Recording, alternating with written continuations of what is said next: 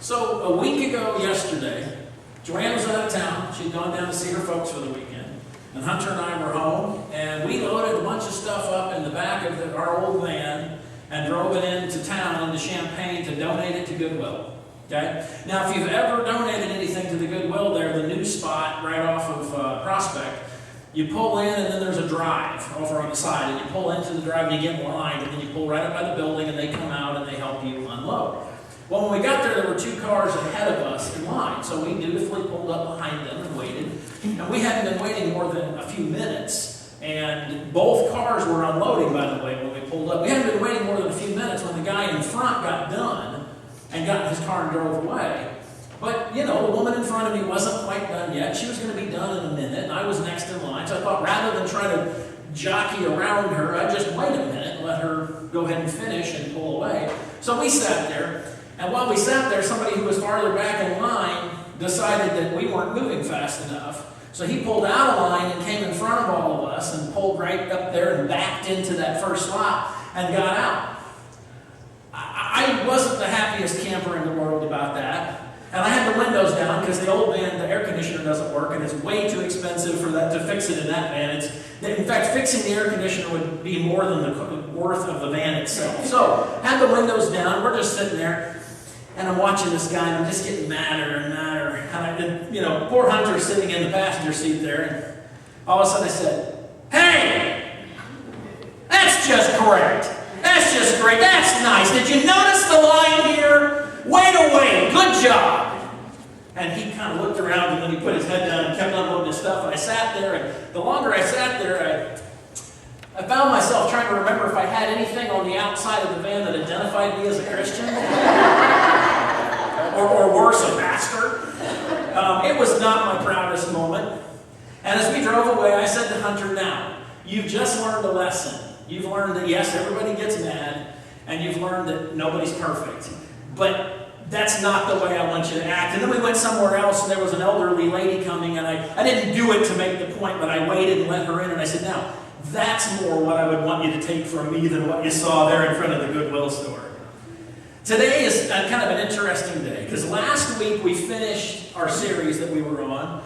I'm not preaching next week, because it's Reverend John's last week, and he's going to bring us his message next week. So I don't start the next series I'm planning until the 18th. So today is a kind of a one and done sort of deal. So I was trying to decide, what should I preach about on this one and done day?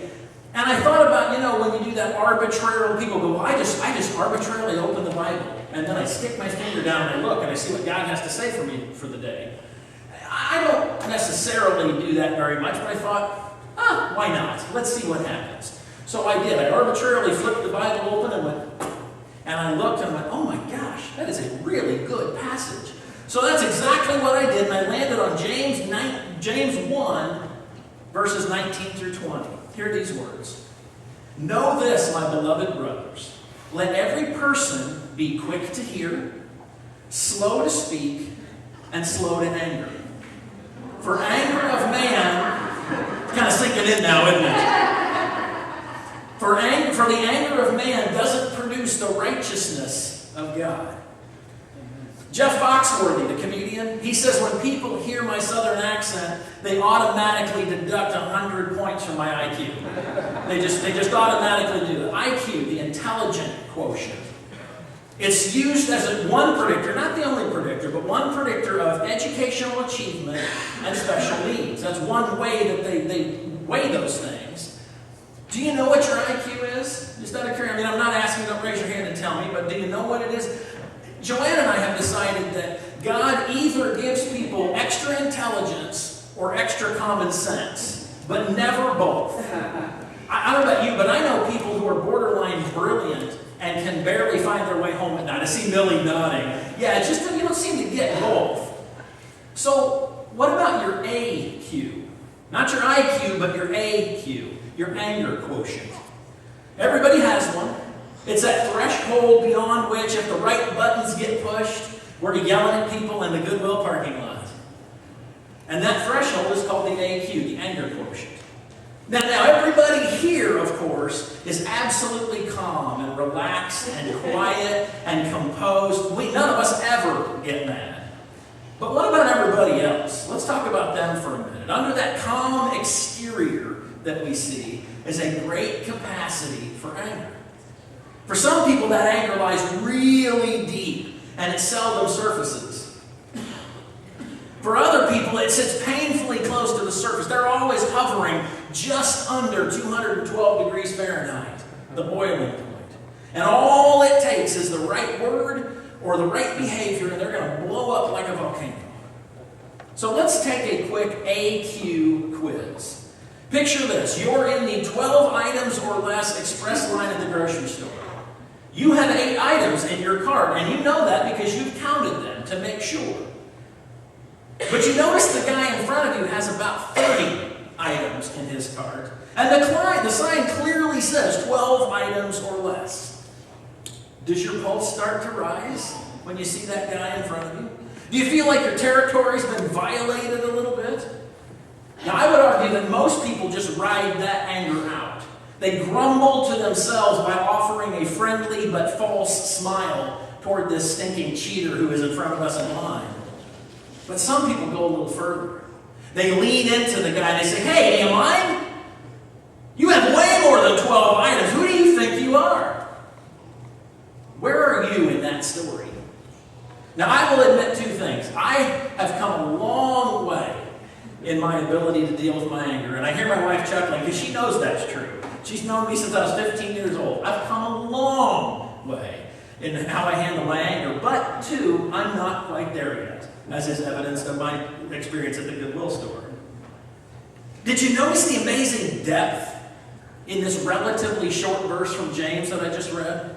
It encourages us to, 1, do specific things in order that, 2, we would behave a certain way, so that, 3, we can obtain a particular outcome. So let's look further at that, because according to Jesus, the end goal of this verse, the particular outcome, if you will, that we're trying to obtain, is the righteousness of God, Jesus says. We're trying to obtain the righteousness of God. Now that sounds great and all, but what does it really mean? It's kind of one of those Bible, those church phrases that you hear, and they just kind of register, but they don't really mean anything. Well, righteousness is the quality of being just. Not just something, but just. And as it relates to God, righteousness points to His faithfulness and His truthfulness. So God's righteousness is that infinite, eternal, unchangeable part of His character. The part that's faithful and just. So righteousness is the desired outcome here. But apparently, according to Jesus, it takes certain behavior on our part. And that behavior, Jesus tells us what it is. That we are to be slow to anger, He says. Why? Because Jesus says anger doesn't produce God's righteousness. So if our goal is God's righteousness and anger doesn't get you there, Jesus says you have to control your anger. But be slow to anger? Really? All the time we have to do that? Why couldn't He give me something easy like giving away my tunic or loving my enemies? But no, I got to be slow to anger. All right, well, let's at least consider it for a moment. Getting angry, losing your cool, yelling, screaming, whatever you want to call it, it's really at its heart a painful experience. It frankly feels a little good at the time, but if you're like me, that doesn't last long at all, and then it's a kind of a painful experience. It's also an unhealthy experience. Did you know that? Getting mad is unhealthy because anger can literally damage your health. There's one anger management study that I read this week that shows that young men who are prone to outbreaks of anger are 7 times more likely to have heart disease and or die by the age of 50. That's amazing to me. 7 times more likely. People in general who struggle with anger are 5 times more likely to suffer coronary heart disease than the average person. People with an existing heart disease are more than double the risk of a heart attack when they get angry. So the bottom line is anger can kill, and it has to be managed. Don't hold on to anger, because it does bad things to you. But if you simply insist on being angry, if you just have to be angry, then here are some steps that will help that happen. If you just insist on being angry, here's some ways that you can make that happen. Take pride in being a perfectionist. Expect perfection from everybody else. Make it a habit to be extremely picky and believe that you can mold and change people to be the way you want them to be. Make it a point to force people around you into doing what you know they should be doing. Make sure to be absolutely furious when somebody else makes a mistake. Hit the boiling point early and often, and help others do that as well. Don't listen to anybody else's point of view. Keep pushing your own agenda, because nobody knows as much as you do. Always believe that your way is the best way. State your view often and preferably loudly. Make yourself so busy that you're always on edge, ready to snap at the slightest little thing. Expect others to cater to your every need. Because, that's why God put them here, right? To cater to our every need. Never laugh. Never have a good time. Never be easygoing. Because everything you do and say is profoundly wise and important. Have no compassion for other people.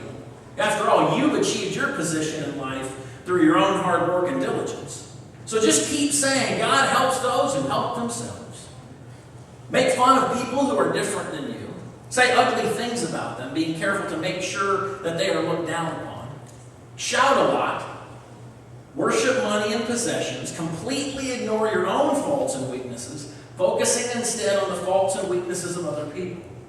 Always be offended at any remark or correction that is directed your way. So there you have it, a great list to ensure a life of anger and loneliness and self-imposed misery.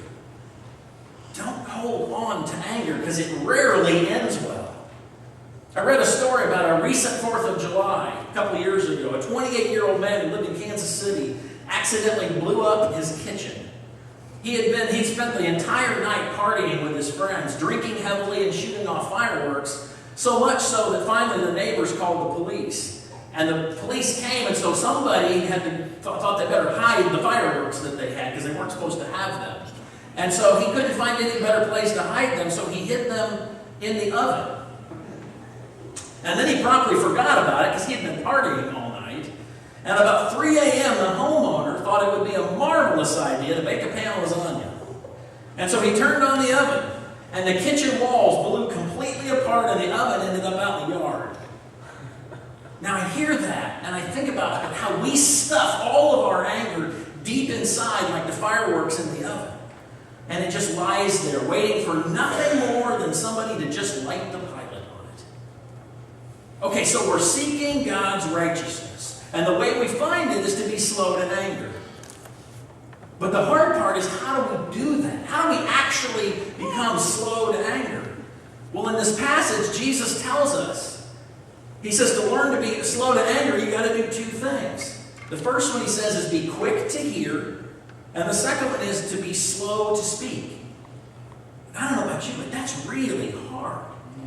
Because society teaches us the exact polar opposite of that. We're told that the only way we can get ahead is to be slow to listen and quick to speak. But Jesus wants us to do the opposite of that? Come on. We're supposed to keep our big yapper shut and what? Listen? Lord, that's depressing. Freud says depression is anger turned inward. I think some people feel so defeated by life that they have loads of anger within them that they never own up to. But we all get angry sometimes. But I worry about people who claim that they never get angry. You ever talk about people? I never get angry. Now, we might redirect our anger in positive ways. We might contain it so that there's no real external damage. But I'm convinced that anybody who says they never get angry are in a huge state of denial. And let me assure you that denial ain't just no river in Egypt here. So listen more, talk less. Sounds great, but how do we do that? Here are 5 steps to helping us manage our anger. The first step is to make a list. Make a list of what makes you angry and promise yourself that the next time your blood starts to boil, you won't blow up. In Romans 12, you find Sam's favorite Bible verse. And here's what it says. Don't repay anybody evil for evil. Be careful to do what is right in the eyes of everybody. If possible, as far as it depends on you, live in peace with everyone. Don't take revenge, but leave room for God's wrath. If your enemy is hungry, feed him. If he's thirsty, give him a drink. And here's Sam's favorite part. In doing this, you are heaping burning coals on his head.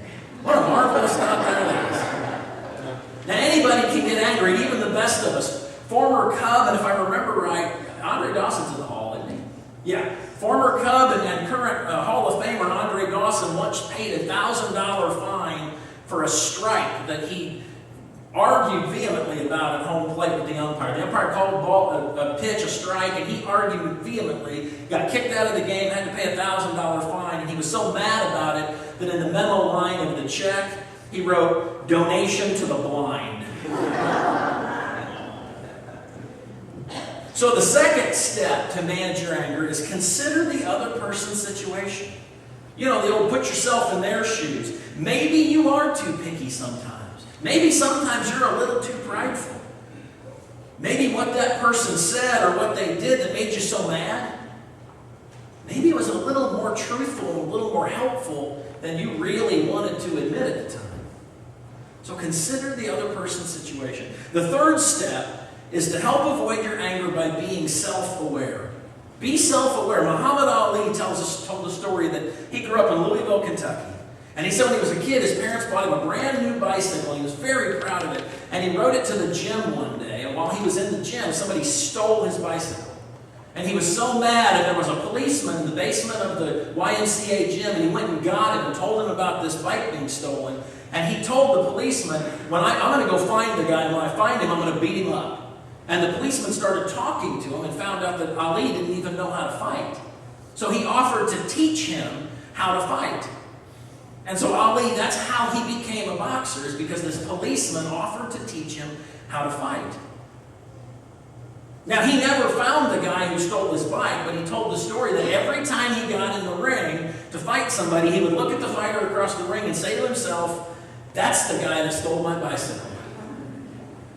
Life's too short to be mad all the time.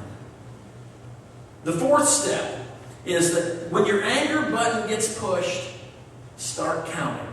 And I know that's the old one, but I think it works. I think this is funny. Mark Twain said, when you get angry, count to 4. When you're very angry, swear. But Thomas Jefferson said, when you're angry, count to 10 before speaking, and if you're very angry, count to 100. Take a breather, in other words. Don't just react out of emotion, but take a moment. And the fifth step is maybe the most important one. Pray.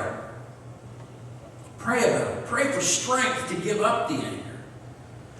Singer Amy Grant says that when she was a teenager, she had caught the ear of a record producer. And he called her late one night to offer her a recording contract. And she was on the phone talking to this recording producer and getting the first offer of a contract in her life, her young life as a teenager. And while she was accepting the offer, her dad picked up the extension in the other room and told her that she was grounded for being on the phone so late at night. And she was so mad because this biggest moment of her life, and she gets grounded on the phone with the producer listening. She was so mad she didn't even tell her parents that she got a recording contract till later because she was just so mad at it. Because there are two things that you can do with anger. That's it, two things. You can let it eat at you like battery acid, or you can give it over to God and let God deal with it. So my final word of advice with this whole topic is be careful. Because the tendency when we hear a sermon like this is to think, well, I hope so-and-so heard this, because that's exactly how they act. But the point today is not how so-and-so acts. The point is how we act. Amen. Don't be the guy in the line at the Goodwill store. Because there are three kinds of people in the end of the day. One is the kind who looks at Christianity from afar, and they never darken the door of the church. The second is the kind who listens to Christianity, maybe even sits in the front row. Good thing nobody's sitting here. But at the end, that's all they have to do with Christianity. But the third kind are the kind that live it every day of the week. In other words, there are lookers, listeners, and livers, those who live it out. Do you know that those who are regularly exposed to small doses of watered-down religion become inoculated against genuine faith? That seems to be what's happening in today's society. People experience watered-down versions of religion, and they mistake that for true faith. And so they go, thanks, but no thanks. But you know what? The bottom line is you can't change your past.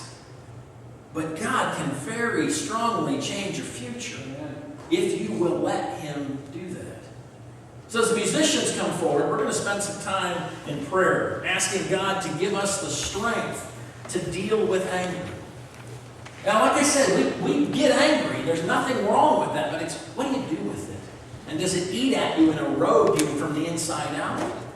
Or do you do healthy things with it? Would you stand as we sing and as we pray?